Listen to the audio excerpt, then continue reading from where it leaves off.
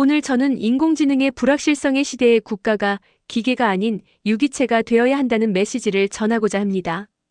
기존의 행정 시스템은 예측에 기반한 중앙 집중 제어, 경직성, 그리고 과거 데이터에 갇혀 예측 실패와 시스템 오류로 이어지는 경향이 있었습니다.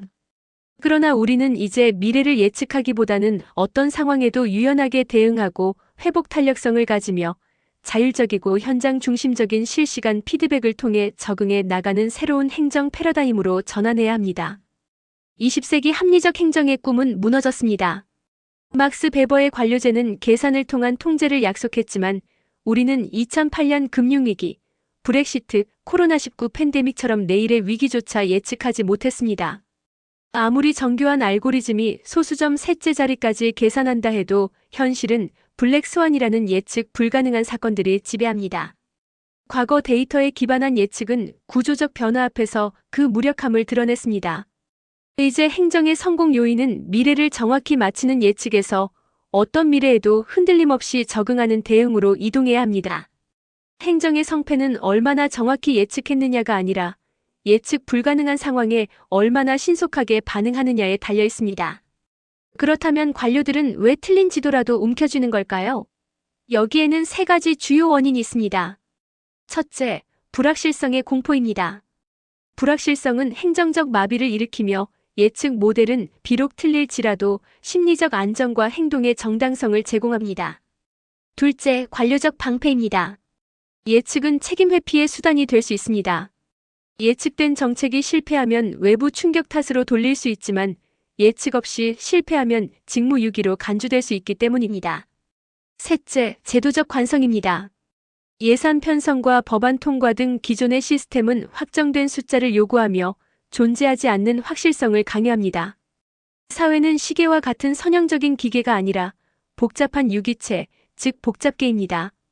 선형적인 기계 모델에서는 입력과 산출이 비례합니다. 예를 들어 예산을 50% 늘리면 효과도 50% 늘어날 것이라고 가정하는 것이죠. 그러나 복잡계는 비선형적입니다. 입력과 산출이 비례하지 않으며 작은 변화가 폭발적인 결과를 초래하는 나비 효과가 나타나기도 합니다. 또한 부분의 합으로 설명되지 않는 새로운 속성이 나타나는 창발 현상이 발생합니다. 우리가 세상을 이해하고 대응하는 방식도 이러한 복잡계적 사고방식으로 전환되어야 합니다. 작은 변수가 거대한 재앙을 만드는 나비 효과의 사례를 살펴보겠습니다. 2008년 서브프라임 사태는 선의의 주택대출 완화라는 작은 정책 변화가 전 세계 금융 시스템을 붕괴시킨 대표적인 경우입니다.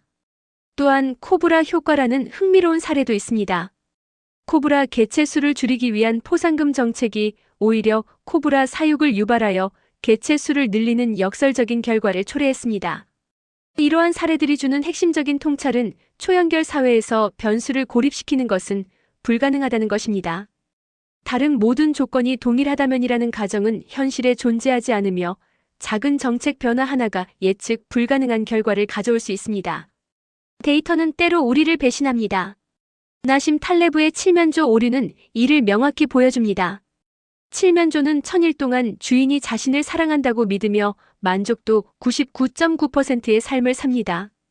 하지만 추수감사절이 되면 도살자의 등장이라는 예측 불가능한 블랙 스완을 맞이하게 되죠. 빅데이터는 말 그대로 백미러와 같습니다. 모델은 과거 데이터로 학습되므로 구조적 변화나 전례 없는 위기가 닥칠 때 가장 크게 실패합니다. 과거 데이터에 없는 이벤트, 즉 블랙 스완 앞에서는 무용지물이 되는 것입니다. 기술의 기하급수적 진화는 예측을 무력화시킵니다. 2019년에는 범용 인공지능이 2030년 이후에나 등장할 것이라고 예측했지만 2022년 챗GPT가 등장하며 개발자조차 예상 못한 창발적인 능력을 보여주었습니다. 이는 정책 지체, 즉 폴리시 레그 현상을 심화시킵니다. 인공지능 기술 발전 속도는 기하급수적으로 증가하는 반면 정책 수립 속도는 여전히 선형적인 5년 계획에 머물러 있습니다. 5년짜리 인공지능 마스터 플랜이 승인되는 순간 그 기술은 이미 3세대 전의 유물이 되어버리는 것이 현실입니다. 우리는 지금 기회비용의 늪에 빠져 있습니다. 예측 모델과 정보기술 인프라를 구축하는 감지 센싱 능력에 막대한 투자를 하는 동안 정작 현장에서 실질적으로 대응하는 대응 리스판딩 역량은 소홀히 하고 있습니다. 실패하는 예측 모델에 $1를 쓰는 것은 현장의 회복 탄력성을 위한 $1를 빼앗는 것과 같습니다. 수조 원을 들여 데이터댐을 구축하면서도 현장 인력은 부족하고 위기 상황에 대비한 버퍼는 찾아보기 힘듭니다. 우리는 세상을 분석하는 데 돈을 쓰느라 정작 세상에 대응할 힘을 잃고 있습니다. 이것이 바로 보이지 않는 비용, 즉 인비저블 코스트입니다. 분석하느라 골든타임을 놓치는 경우가 허다합니다. 지연의 대가 더 카스트 어브 딜레이는 매우 큽니다. 위기 상황에서는 80%의 정보만으로도 신속하게 대응하는 골든타임이 중요합니다. 그러나 완벽한 정보 99%를 기다리다 행동이 마비되는 분석 마비 어널러서스 퍼렐러서스에 빠지곤 합니다. 실패 사례로 후쿠시마 원전 사태를 들 수 있습니다. 자산 손실을 분석하며 해수 주입을 지체하다 결국 원자로 폭발로 이어졌습니다. 반면 한국과 대만의 초기 코로나19 대응은 불완전한 신호에도 즉각 대응하여 초기 확산을 성공적으로 저지한 사례입니다. 완벽한 정보를 기다리는 것은 위기 상황에서 최악의 선택임을 명심해야 합니다. 우리는 또한 매몰 비용에 덫에 갇히는 경우가 많습니다. 콩코드 효과는 실패가 명확함에도 불구하고 이미 투입된 예산과 정치적 체면 때문에 프로젝트를 멈추지 못하는 현상을 말합니다. 그 메커니즘은 다음과 같습니다. 심리적으로는 지금 멈추면 예산 낭비다라는 착각에 빠지며 정치적으로는 예측 실패를 인정하는 것이 곧 무능으로 간주될까 두려워합니다. 한국의 4대강 사업이 대표적인 예시입니다. 실현되지 않은 물 부족 예측을 근거로 시작되어 매몰 비용 논리로 지속된 거대 프로젝트였습니다. 이러한 예측 중심의 패러다임은 인재상마저 왜곡시킵니다. 우리는 감지 센싱 영역의 인재, 즉 데이터 과학자와 모델러들에게 과도하게 투자하고 있습니다. 이들은 형식지에 능하지만 현장의 복잡성을 파악하기에는 한계가 있습니다. 반면 대응 리스판딩 영역의 인재, 즉 현장 실무자와 위기 관리자들은 암묵지와 직관에 기반한 핵심 역량을 지녔음에도 불구하고 저평가되고 있습니다. 인공지능은 폭동을 예측할 수 있을지는 몰라도 직접 진정시킬 수는 없습니다. 모델은 빈곤을 계산할 수 있지만 현장의 사회복지사처럼 신뢰를 구축할 수는 없습니다. 중요한 것은 실제 현장에서의 대응 역량입니다. 예측 실패의 역사는 우리 주변에서도 쉽게 찾아볼 수 있습니다. 대표적인 것이 바로 인구 추계와 부동산 정책입니다. 과거 인구 추계 모델들은 현재의 초저 출산율인 0.72명을 통계적으로 불가능한 영역으로 간주했습니다. 이는 과거 데이터로는 예측할 수 없는 구조적 변화가 발생했음을 보여줍니다. 부동산 정책 역시 마찬가지입니다.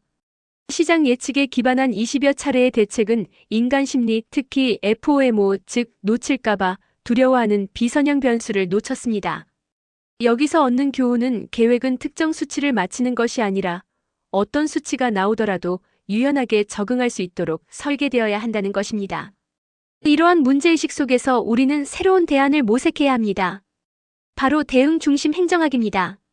이는 기존의 예측, 최적화, 통제, 그리고 미리 짜인 대본에 따라 움직이던 패러다임에서 벗어나 대응 회복 탄력성 항해, 그리고 나침반의 역할로 전환하는 것을 의미합니다.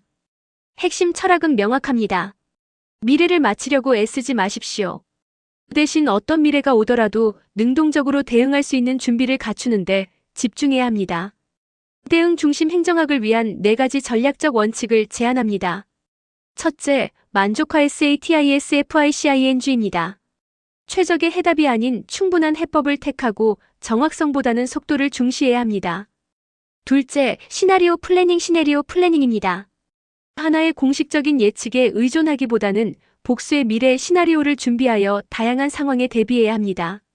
셋째, 안티프레질레이엔티IFRAGILITY입니다. 충격을 받을수록 더 강해지는 시스템을 구축해야 합니다.